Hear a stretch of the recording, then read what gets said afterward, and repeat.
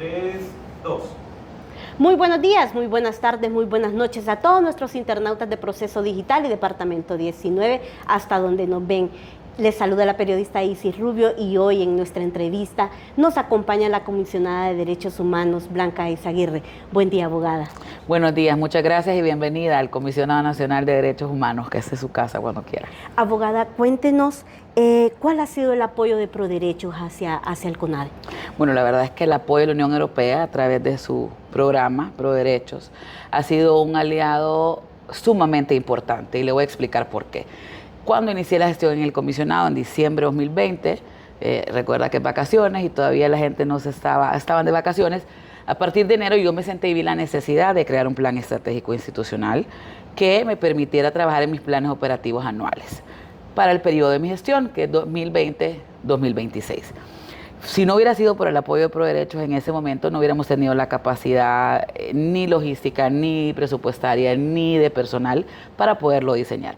Entonces fue a través de una asistencia técnica que logramos diseñar este plan estratégico institucional que nos permite como institución tener nuestra planificación a corto, mediano y largo plazo, con elementos importantes que no pueden faltar en la planificación de una institución nacional de derechos humanos, como es el principio de interseccionalidad, el enfoque de género, y la formación también que se dio al personal para que pudieran entender la importancia de planificar. Eso fue, créame, una lucha interna, porque claro, el personal no estaba acostumbrado a trabajar con tiempos, con medidas, con número de atención de quejas, por ejemplo, con cuántos informes se reportaban al año, informes especiales, más allá que el informe anual que él trabajaba el Comisionado Nacional de Derechos Humanos.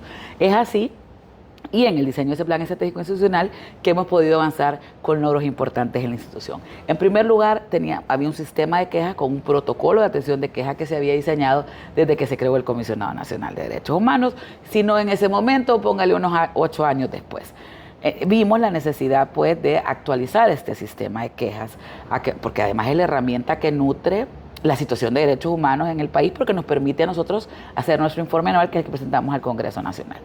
Vimos la necesidad entonces, como le digo, de actualizarlo, porque ya además era un sistema obsoleto, con un protocolo también que ya estaba desfasado, que había que actualizar, y fue también con una asistencia técnica de ProDerechos que logramos actualizar este sistema, que esto nos permite poder ir guardando las quejas y procesándolas, atendiéndolas a medida que se van recibiendo.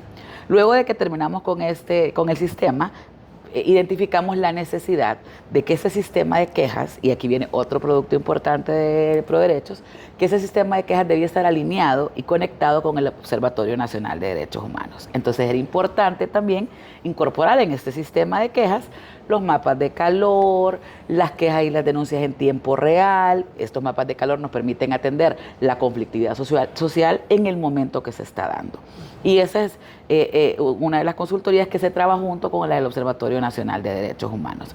El observatorio, que nos apoyaron con el tema del diseño y la creación, es importante también para alimentar nuestro informe anual, que es importante de todo el tema de recomendaciones que se dan y de situaciones que se logran identificar, pero que tiene 3 sistemas importantes también, que es el sistema de alertas tempranas, que eso, como le digo, nos permite identificar, pero también saber cómo atender o cómo recomendar, cómo se debe atender una situación, un conflicto social que se está dando, con enfoque de derechos humanos, que es lo importante. Y le voy a poner un ejemplo.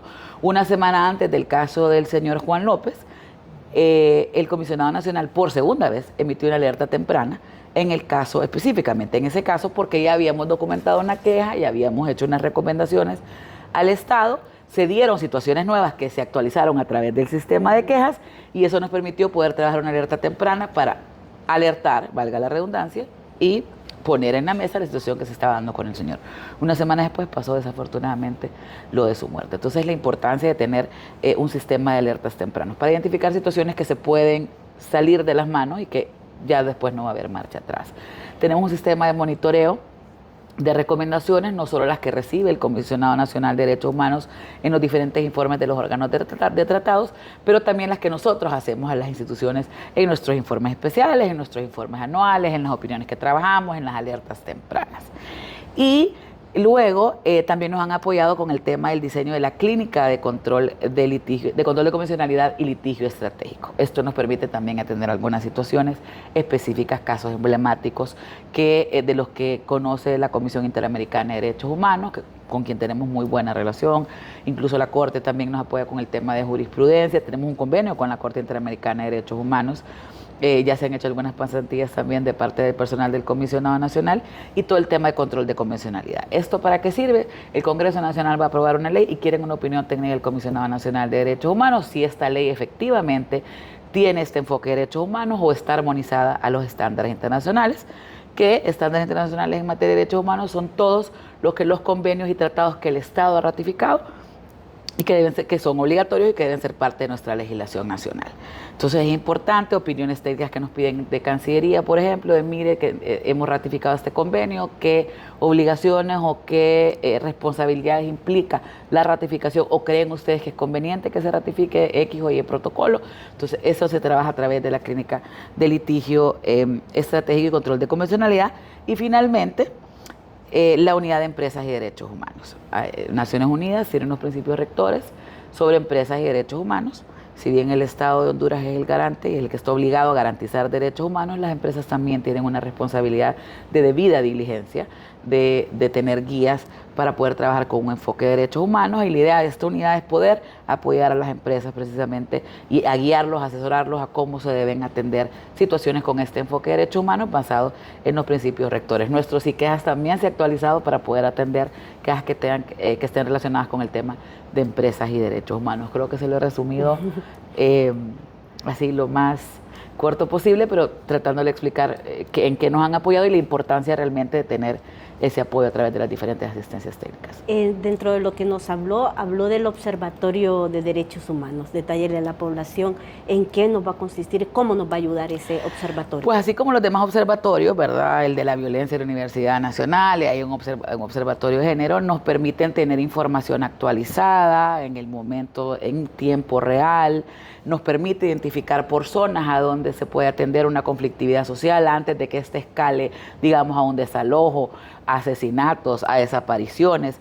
Nos permite como Institución Nacional de Derechos Humanos poder monitorear y poder estar pendiente de cómo se va desarrollando situaciones en derechos humanos o vulneraciones o situaciones que sistemática y progresivamente generan violaciones a derechos humanos y cómo a través de esa información se pueden hacer recomendaciones al Estado de Honduras a través de la institucionalidad de cómo se deben atender estas situaciones, siempre, como le digo, procurando un enfoque de derechos humanos. A través del observatorio, por ejemplo, pudimos atender la situación que se daba en el estado de excepción. Logramos identificar que había un tema de género, de un enfoque de género, un componente importante de violencia hacia la mujer cuando se daban las detenciones en el estado de excepción. Logramos también a través del observatorio hacer 3 informes importantes, como le digo, uno con enfoque de género, uno cuando se inició el estado de excepción y uno ya cuando iba no finalizando, pero uno más reciente de cuáles eran los datos. El observatorio también tiene datos porque tenemos una unidad de estadística que tampoco existía cuando llegué al comisionado y que nos permite tener datos reales de cuál era realmente, o sea, cuántas detenciones eran realmente por temas de extorsión o que estaban relacionados al objetivo que tenía el estado de excepción. Y logramos, pues, en comparativa con los datos que tenía la Secretaría de Seguridad, evidenciar que no era tan efectivo el estado de excepción. Además de que había perdido su naturaleza de excepcionalidad, porque pues ya 2 años, 1 año y medio, 2 años, ya no es excepcional. Entonces, esas situaciones el observatorio nos permite identificar, tomar medidas, como le digo, hacer las recomendaciones y darle seguimiento a esas recomendaciones para que efectivamente se cumplan. El Estado está en la obligación y es por eso que se ha creado una Institución Nacional de Derechos Humanos, ¿verdad? Con rango constitucional, precisamente para que esté sobre cualquier institución del gobierno para poder señalar y poder recomendar cómo es que se deben atender este tipo de situaciones. Y esa efectividad también la hemos visto nosotros, los medios de comunicación, porque diariamente nos llegan las notas de diferentes temas que aborda el CONADE. Es correcto, eso nos ha permitido también tener datos estadísticos, por ejemplo, un tema, el caso de muertes de mujeres, si bien es cierto, no es el comisionado el que debe llevar esos datos, ya hay un observatorio de la violencia y la Secretaría de Seguridad es la institución que rectora el tema de seguridad y por lo tanto de tener datos sí nos permite identificar cuáles son las causas, qué quejas hemos recibido y cómo podemos prevenir si tenemos conocimiento de una situación que genera violencia, pero que eventualmente se puede desencadenar en un feminicidio y eso ponerlo a la población. Igual sirve de referencia muchísimo para organismos internacionales, toman como oficiales los datos que el Comisionado Nacional de Derechos Humanos brinda y está informando en nuestra página web y con las alertas tempranas y en los medios de comunicación que hacen un trabajo tan importante para informar de cuál es la situación de derechos humanos en el país. El observatorio, créanme que es una herramienta muy útil y que esperamos pues que se mantenga a lo largo de la vida de esa institución y no solo durante esta gestión. Otros dos temas que nos ayudan mucho como medio de comunicación también es el desplazamiento forzado y los migrantes. Sí, tenemos una unidad, bueno, una defensoría de movilidad humana con una unidad de desplazamiento forzado interno, precisamente que nos apoya ACNUR, y trabajamos con algunas organizaciones también de la sociedad civil, Consejo Noruego, por ejemplo, para poder atender.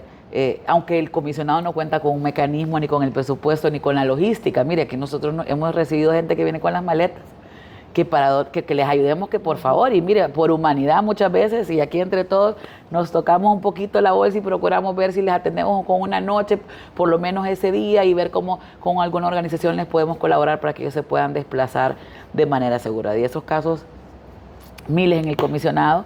Y tratamos, pues, aunque no podamos, como le digo, directamente proporcionarles, porque no tenemos el presupuesto o no algún mecanismo de protección, pero ver cómo podemos coordinar con algunas instituciones o organizaciones de sociedad civil para poderles colaborar.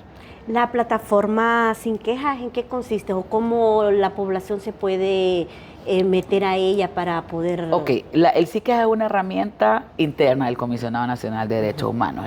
El peticionario viene, presenta su queja, la puede traer en una servilleta, me puede venir a contar, puede traer un escrito, puede hacerla por teléfono, porque precisamente cuando se dan situaciones que vulneran o violentan derechos humanos, muchas veces el tema burocrático y de formalidad hay que dejarlo a un lado y es de atenderlo inmediatamente. Entonces, una vez que se recibe la queja, como le digo, por teléfono, porque vino el peticionario, porque mandó a alguien más, porque la mandó en un correo o por WhatsApp o de oficio, como sea que recibimos la queja, ingresamos al sistema de quejas y ahí entonces se relatan los hechos, se pone el nombre del peticionario, o si usted viene, por ejemplo, eso es algo nuevo, novedoso, si usted venía en nombre mío, por ejemplo, miren, a Blanca Izaguirre el esposo la golpea y es un caso de violencia doméstica, pero además intrafamiliar, y usted viene, y usted venía, y entonces, bueno, yo vengo en nombre de Blanca Izaguirre. Entonces, al momento de identificar a la víctima, era su nombre el que estaba porque el sistema no me permitía poner